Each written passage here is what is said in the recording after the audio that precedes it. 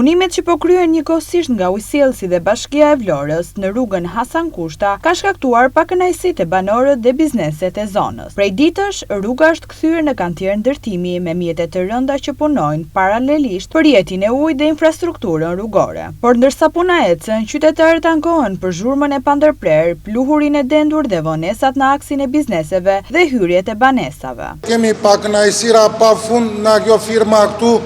Aktualisht mua si person para lokalit më ka ardhur 4-5 herë dhe nuk ka bërë asgjë, vetëm plur, zhurëm, pisllëk, e lënë rëmuj dhe e kanë pastruar vetë. Siç e shikoni këtu, nuk ka më këmbërobi vetëm na këta, më kanë shkatruar punën, na zhurmat. Tërë qyteti është rëmuj na këta. Edhe në përshpira lartë kemi plur pa fund na këta lloj njerëzish. Do duhet të kishte mbaruar punë me kohë. Ta janë shumë të avashtë, ta po tallen me popullin me njerëzit. Unë nuk di çfarë them, jam tej mase i pakënaqur. Na gjithë sistemi, na gjithë punëtorët, na gjithë njerëzit, na gjithë administrata. Tu shkelet çdo norëm ne jetojmë, ne investojmë, ne jemi e ardhmja.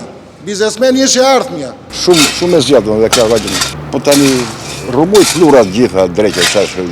Sa bëjmë do dyre dritare. Po vetë një muaj sa. Ata për ditë punojnë, se që bëjmë nuk merret vesh. E mbulojnë kanalin tani, e hapin bas një javë prapë, se që bëhet, se që bëhet, një anormalisht me një temë. Njërë janë shumë të vonuar fare, kanë bërë gropa dhe duhet bërë urgjent. Është edhe sa vjen edhe vjen. Po qa thuare, fare shumë, po fare me një rrugë është. Një bjohapur, një mbyllur, duhet të bënë. Puna është e mirë, po duhet më shpejt qik. Po jo para vitesh, po edhe tani të betë, se të pakën po të punojnë këta e mbyllin na 15 maja.